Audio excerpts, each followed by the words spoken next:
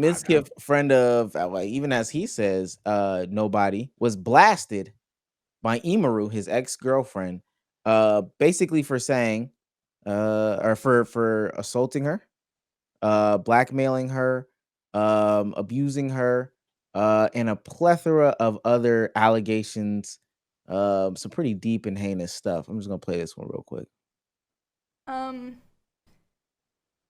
Today, I'm finally going to be opening up about the psychological and domestic abuse, stalking and harassment, sexual assault, and threats of blackmail that Mizkiff has done towards me, and some of these issues which are still ongoing. For the entirety of this year, I have attempted to separate myself from him and not talk about him at all, and not talk about this issue, and just not make it a public thing. I always tried my best to keep this to myself, but like I said, I feel like it's gone to the point, which I'll explain later, that I feel like it just has to be done. Two things. One, Imaru is the young lady that got assaulted at TwitchCon 2 weeks ago. Yes, it's been 2 weeks ago now. Did you go to TwitchCon? It's been a week. Yeah, I went to TwitchCon. I know it was nasty out there. I heard you got pressed up on. Not like seriously though. Like they tried. Oh yeah, no. Not to even get into crazy spaces, but I got pepper sprayed. There was a stabbing. I also got sexually harassed, assaulted. I don't know what the situation, but it wasn't from anybody at Twitch. Drunk lady at the bar was grabbing him, trying to make out with people, and she caught me lacking, and I whole crazy situation. Shit was crazy. The shit was crazy. It was bad. It was not good. It was not straight. You didn't get caught lacking. You got. I know, and I shoved her off, and I almost got in trouble. So I was like, let me just get out of here before shit gets crazy, before shit gets weird. But it was the whole weekend scene was like people were moving crazy. It is TwitchCon. But I will say it was not a streamer or anybody at TwitchCon. We were bar hopping, and it was just a woman. So before anybody tries to take off with that, it's always a woman, isn't it? Damo, I cannot get into it when it's serious mode. Okay. So, in those claims, the second portion of that is Imaru like 5'11" or 4'11"? No, she's extremely small. Also, shout out Imaru. She's from Wichita. She's from my neck of the woods. I knew her growing up, so it's kind of crazy that we both ended up in the space. Wait, what? Oh shit. Yeah, she grew up about an hour away from me. She's like a couple years younger. So she used to throw big parties. Well, not parties, but where they'd serve like juice and shit at her crib. So I knew her before she was like really popular. Okay. Shouts out to Wichita. Right. Yeah, she looks 4'11". She's tiny. Yeah. I think maybe not even 100 pounds soaking wet. Why you say that? Hold on now. Never mind. I was going to say something crazy. All right. Nonetheless, she goes into this detailed story about Mizkiff punching holes in walls. He's also tiny. Goes into more detail about him talking about speeding, going 150 miles per hour, wanting to end himself. She also talks about how he gave her a black eye. He claims that it was based off a phone, and we'll get into Mizkiff's excuses for what happened too. Biggest claims, probably the essay. While she was crying, sobbing, he had jammed his hand down her pants after kissing her and holding her, in which she screamed, and he had to jump off her. He ran out apologizing. We'll get. I do want to also talk about his insecurities when it comes to viewership and all this stuff like that. What's going on in the streaming community? Because I also know that there's some stuff with like Cutie Cinderella and Ludwig and the FaZe guys too. I just need to get it out there. What's going on in the streaming community, and why are they so weird as individuals? I feel like a correspondent right now. Yeah. Is this is this the nature of the streaming community for them to be these weirdos? Because it's a lot hitting the fan right now. Yes and no. I mean, obviously, like communities in general, no matter what community is going to have shitty people in it. The larger the community, the more susceptible it is to have like one person or a group of people or even a community be on some shitty mentalities. What I will say, this is not new. Like for everybody that's experiencing stuff like this happens like every couple of years where the major powers that be, or like the generation that comes up has all their shit exposed. I've said it time and time again. It's kind of the nature of the beast to where the more popular you are, the more corrupt or the worse things you had to do to get there. But this is like nothing new. Like this happened in 2020 with like Pokemon and Minecraft communities where there was like children allegations, and they had to, and Super Smash Brothers where they had to like mass exodus. We're in that streaming portion now where a lot of the Twitch streamers are going through like beef. What I will say is the major thing is that and the reason why a lot of this is coming out is just because when TwitchCon comes up and you know you're going to be surrounded by a lot of the people that you'd seen over the past year or had to deal with over the past year that you've had to deal with online, a lot of people will start to get more stressed, or they feel like now is the right time to talk about their experience over the past couple of years. Same with Imaru, same with a lot of people that got sexually assaulted at prior TwitchCons. And the pressure from that after the fact will always lead to blow-ups. This happen. You can track it every single year. When TwitchCon comes around, people just get stressed out because they have to deal with people that they haven't had to deal with in a long time. They know they're going to be there. And so what we're seeing is like so many of these things are happening that people are just under a lot of stress, and they're I'm speaking from the fan side, the fan point. They're just very quick to react to certain things. So with Emmy talking about her experiences, and like obviously that's a terrible set of experiences to have to go through back to back.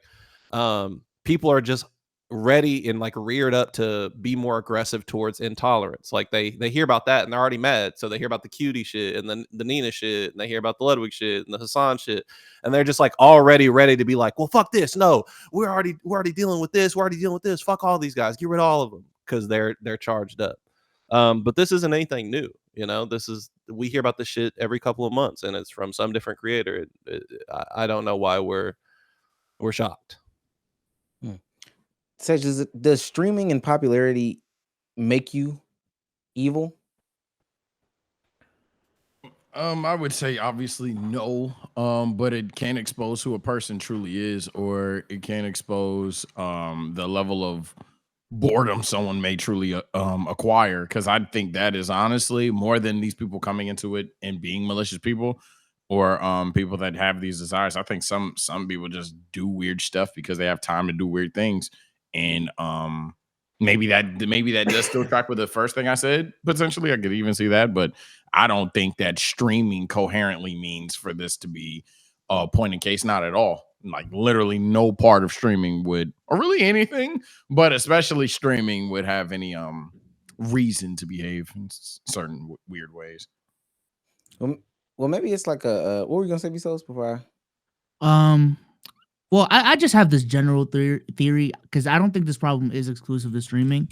That one, a lot of content creators do have a little bit of narcissism in them. And two, what was my other point?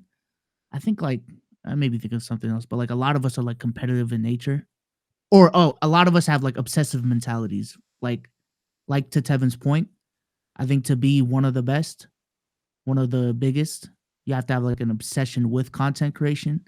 So those two things being combined with a lot of people that are also introverted, it's a very bad mix. It's a very bad mix. And then they get into this environment where now they're forced to be extroverted. Now they got to talk to people. Now that you're doing content houses and living with these people. So you got a lot of obsessed, narcissists, weirdos in the same house. And a lot of these things happen. Not to justify, but I really do think that that's a big part of the reason why like a lot of this happens with content creators. So, and I think that's what happened. Like, I don't know if you saw the clip of Mizkiff explaining essentially his issue with the people that he's dating and their viewership being higher than his. Essentially, he was dating Maya, another streamer before, and she had higher viewership than him. And he was livid about it. He was pissed. He could not handle it. He was just so erratic about the situation. But two people calmed him down. I think the other dude's name is Adam, but essentially called Ludwig, or not Ludwig, XQC. And XQC told him like, yo, bro, you got to calm down because ultimately she's like a woman. So she's going to have a view cap anyway. There's no need to really get upset about her. because she has ovaries and labias and a clitoris. Yeah. I'm imagining this in his way of speaking, and I don't want to laugh right now.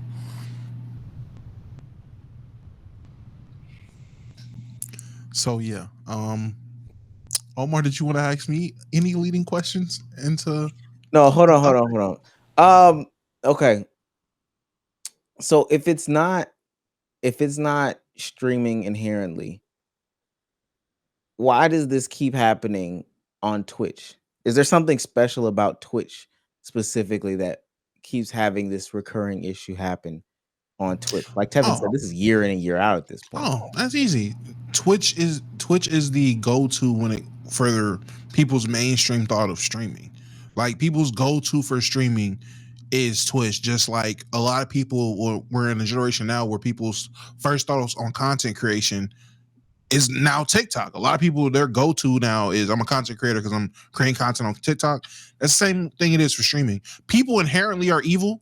I do believe there are more evil people than there are good people in the world. Therefore, when you got people streaming, there are going to be more evil people streaming than there are good people. And when you have evil people blow up compared to good people, evil people show their evil ways. I don't think, again, I don't want to be an echo chamber, but retweet the Sage. Streaming doesn't make anybody evil. I don't even think Twitch makes people evil.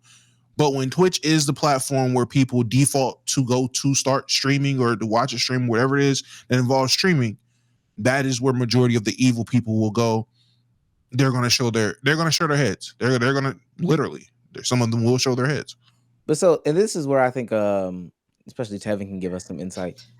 Like, if this is a repeated thing, does the platform in and of itself not have some responsibility to stop platforming some of these people in regards to these mad allegations that keep going on? I saw that Mango was back on Twitch and was streaming, and we also talked about Zoe and Nina being banned for about less than 48 hours before getting unbanned. SpongeBob level ban. The Walk in the close cell. door, All right, get out. open the door. So does Twitch not have a level of responsibility? Because I'm not saying that they could prevent, I don't know, Mizkiff from jamming his hand down the pants of Imaru off camera, but they damn sure could take away his ability to have like a big platform and swell his head more, and fill him with the community that's willing to give like excuses for his behavior and stuff like that, which ultimately enables it. Is that a question for anyone or? So I wanted to hear Tevin first, sir. Okay, if I can go on a brief side tangent really quick. I have to get this off my chest before we even start, because there is bias. There's definitely a bias for me in particular. I fucking hate Mizkiff. I have never liked Mizkiff. This is like well known for me, and so I want to get this out of the way before people are like, "Oh, like you're just saying shit." Because yeah, you're right. I do.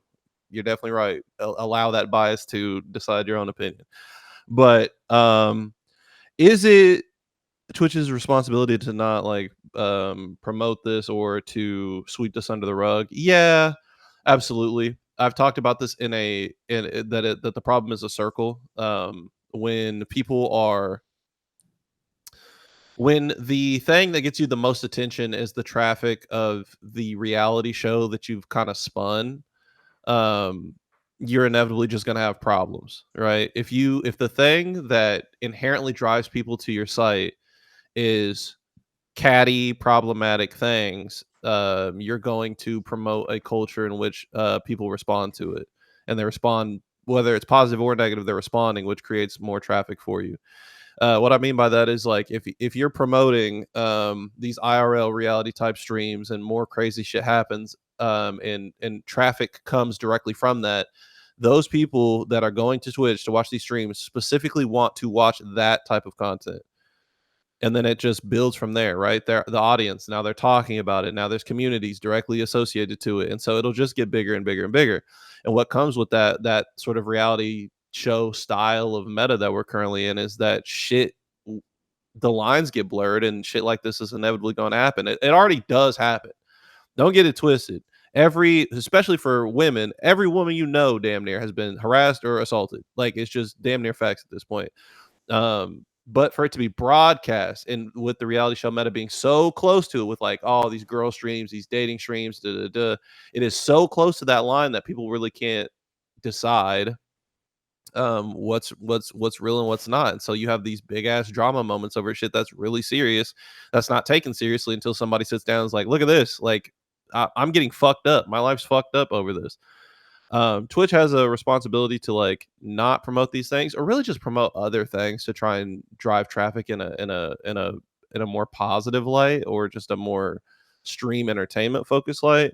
But it's really, really hard to stop it. They're in such a catch-22 position. From a business standpoint, it would be suicide to even attempt to remove somebody like Nina, or remove somebody like Mizkiff from the platform, which ultimately like they should do.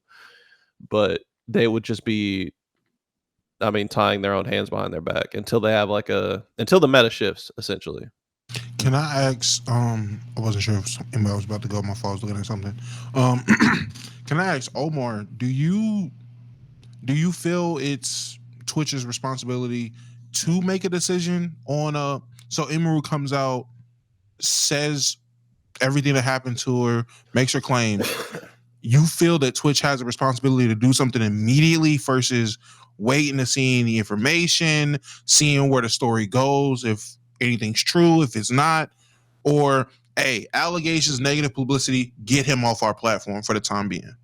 Well, I mean, he kind of admitted to the stuff, so I think he's in a little bit of a different. Oh, I had no idea. Yeah, he did admit to so much. Yeah, my bad. My bad. Yeah. I know that that's my not. bad. I hadn't played those clips, but he admitted to it. Like, he pretty much the only thing that he didn't say that he did was the black eye situation.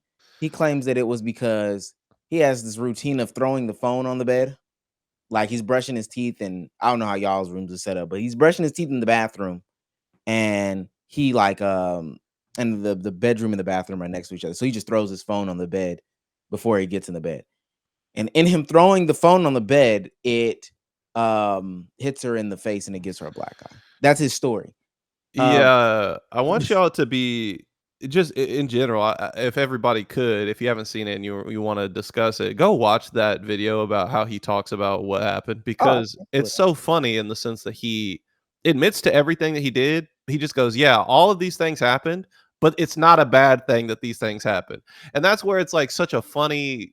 This is the shit that I have a problem with Mizkiff, is where he like the world around him is so warped, where he talks about shit that he did as if it's not a big deal, right? He'll be like, yeah, I did do these things, but it wasn't sexual assault. I thought it was what I was supposed to do. He literally says it. He goes, I thought that's what she wanted. I thought she wanted me to she's crying. I thought she wanted to have sex with me. Oh, she was violent too. She used to throw plushies at me, so I would punch holes in the wall. Yeah, I did find her team at TwitchCon, and I did say if she said anything about me, I would go nuclear with every single thing. Like, these are all okay things in his fucking mind.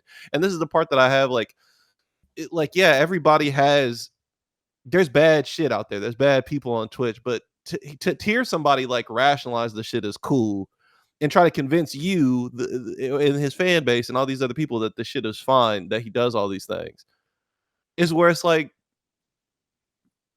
that's when you get rid of somebody. If they're trying to rationalize the shit to you, it's like, brother, you cannot spin this in a way that this somehow is like more okay. If you made it seem like, oh, this is what you thought, then like go somewhere. This is the phone explanation. The first year of our relationship, we almost had no fights.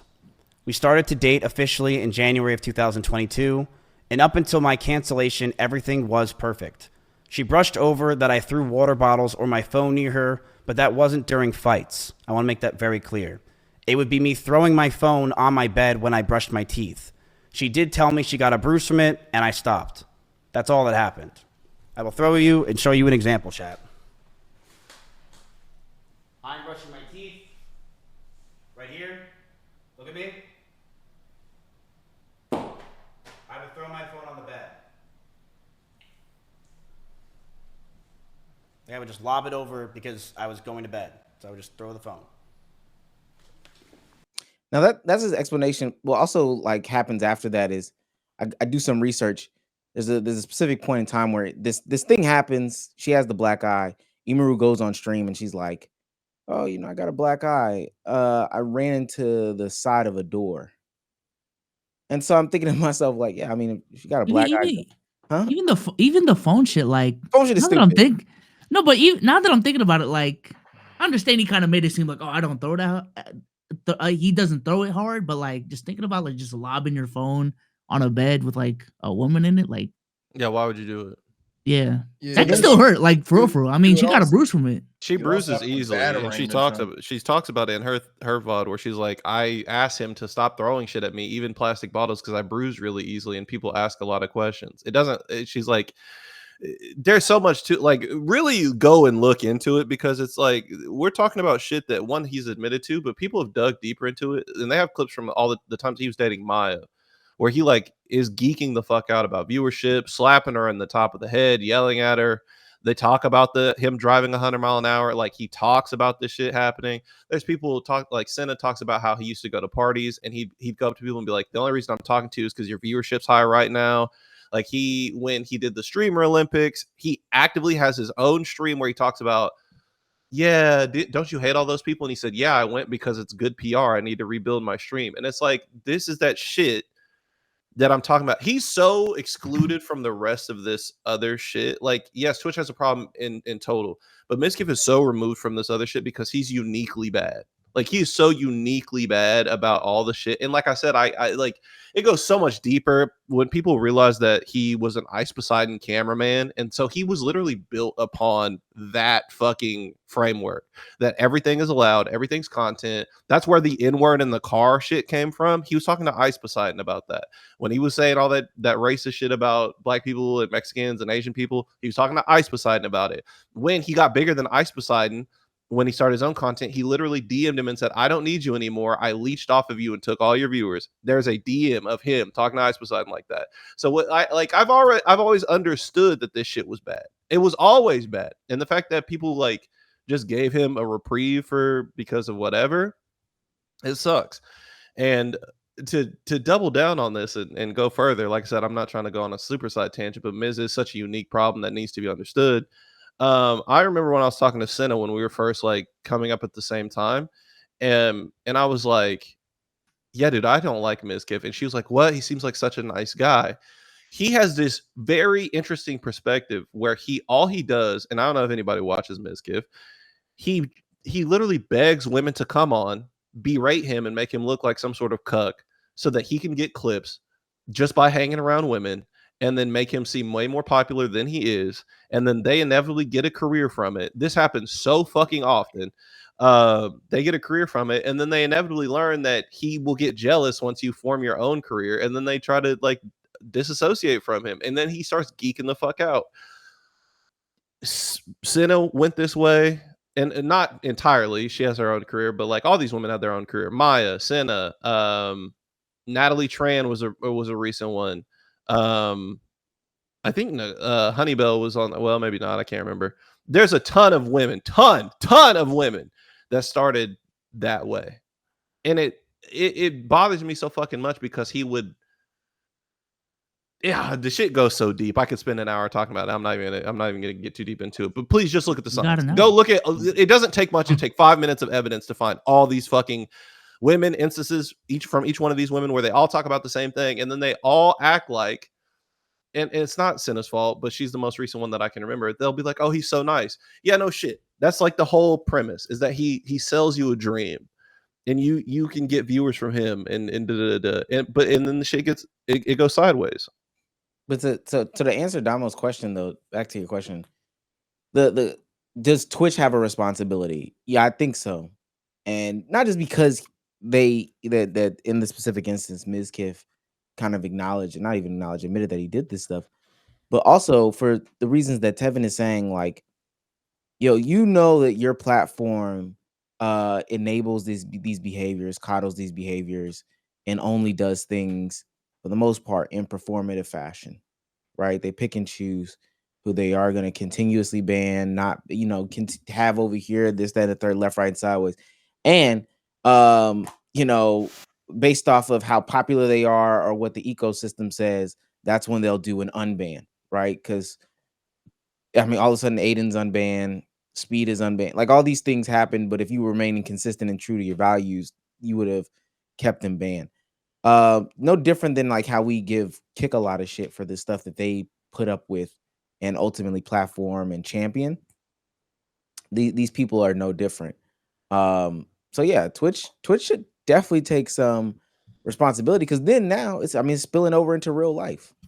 Like this shit is spilling over into real life as to how these people feel on the internet, and what they think is okay.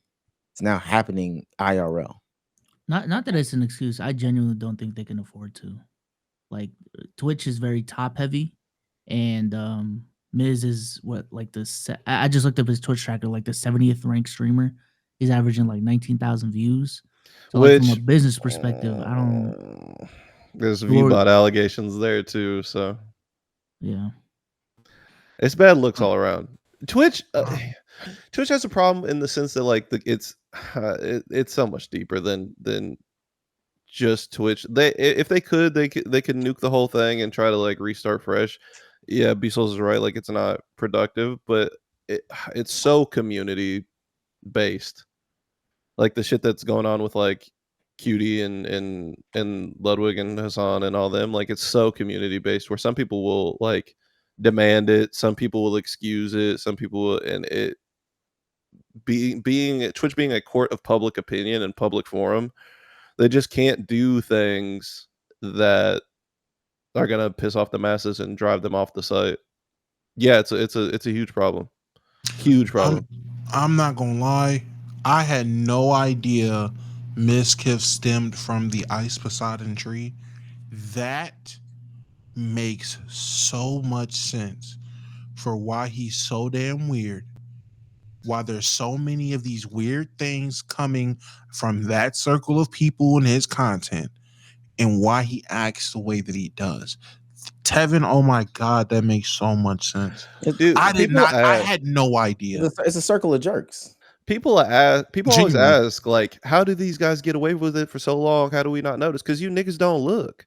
Like, when I see somebody doing some weird shit, I'll be like, where did this weird shit come from?